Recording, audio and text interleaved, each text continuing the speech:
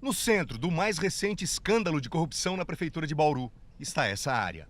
O imóvel fica no extremo sul da cidade, a cerca de 2 quilômetros da Unesp. São mais de 1 milhão de metros quadrados, em razão da junção de 3 grandes terrenos.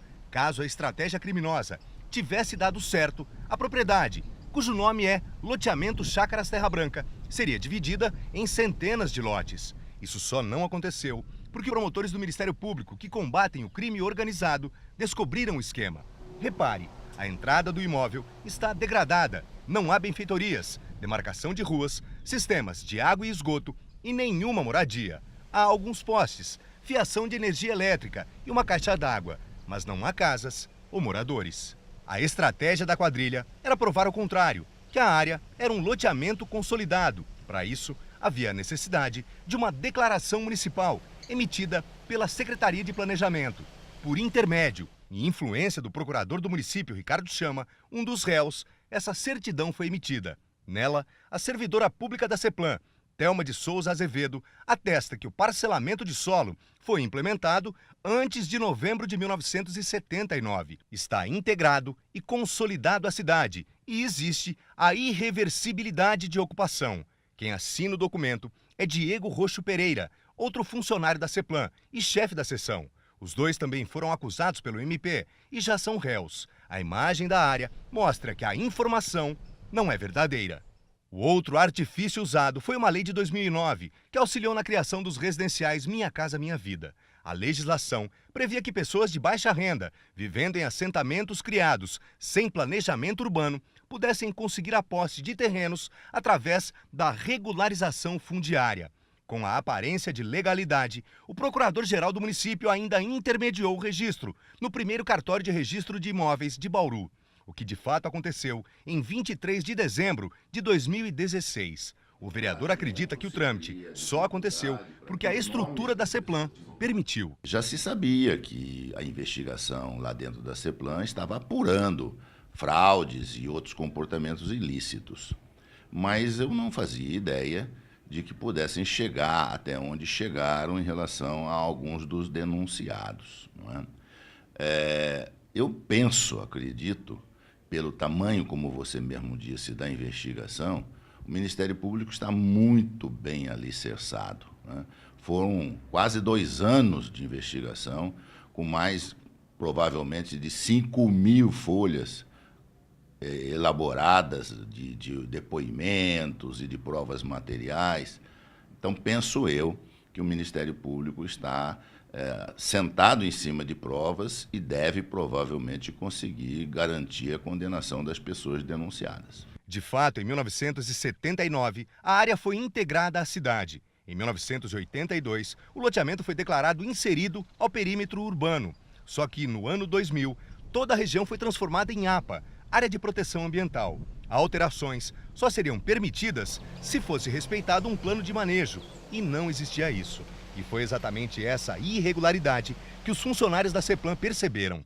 Em 10 de fevereiro de 2017, já na atual gestão, os servidores do Departamento de Planejamento enviaram à secretária da pasta um documento, feito à mão, apontando os erros. O caso foi para a Secretaria de Negócios Jurídicos e para a Procuradoria de Patrimônio Imobiliário, mas o procurador-geral do município chamou para si a responsabilidade. Segundo o GAECO, foi uma clara demonstração de que ele continuava defendendo os interesses de Antônio Carlos Gomes, o sócio majoritário da área, mesmo com os apontamentos de falhas graves.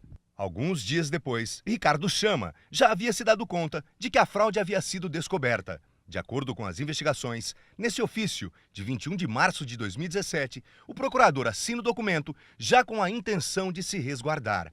Ele solicita ao oficial do primeiro cartório de registro de imóveis a não abertura das matrículas. Só que os promotores já haviam descoberto que Ricardo Chama recebeu um cheque no valor de R$ 6.105,74. O valor foi depositado na conta da esposa dele. Para despistar, a arquiteta Paula Valéria Caiado Chama emitiu um recibo de serviços de arquitetura prestados em um barracão na região da rodovia Marechal Rondon, sem nunca tê-los feito.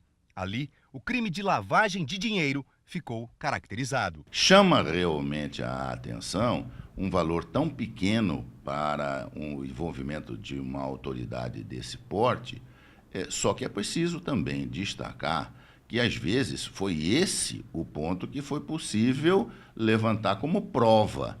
Pode ser que existam outras coisas que não conseguiram ainda serem materializadas em termos de prova. A denúncia oferecida pelo GAECO já foi aceita pela Justiça. Com isso, o procurador-geral do município, a esposa dele, o sócio majoritário dessa área, 2 funcionários públicos, um advogado e um consultor imobiliário são réus no processo.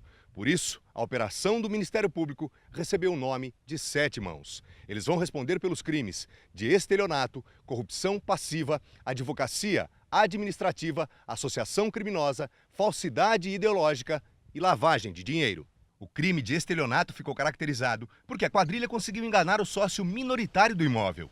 Sem saber que se tratava de uma fraude, ele chegou a emitir 3 cheques, entre eles o de pouco mais de R$6 mil, depositado na conta da mulher do procurador-geral de Bauru. Os acusados disseram a ele que os valores seriam destinados à regularização da área e despesas em cartório. Esse homem, dono de uma imobiliária, consta como vítima no processo. Ricardo Chama foi exonerado do cargo de procurador-geral do município. Os outros 2 servidores municipais foram afastados das funções. E a Prefeitura diz, por meio de nota, que os fatos investigados são anteriores à atual gestão e que tem colaborado com as investigações. A defesa de Thelma de Souza afirmou que ela não redigiu e não rubricou a certidão falsificada. A defesa de Antônio Carlos Gomes afirmou que os fatos narrados não são verdadeiros e que também vai comprovar isso durante a investigação. O advogado de defesa do senhor Ezequiel Saldanha informou que só vai se manifestar oficialmente após ter acesso à íntegra da denúncia do Ministério Público. O advogado Luiz Augusto Lodeiro de Melo não foi encontrado. Nossa produção também tentou contato com o procurador, não mais, né? Procurador de Bauru, Ricardo Chama, e com a esposa dele, mas eles não retornaram às ligações. O advogado de Diego Roxo não quis comentar o caso. A gente segue acompanhando tudo e você sabe disso.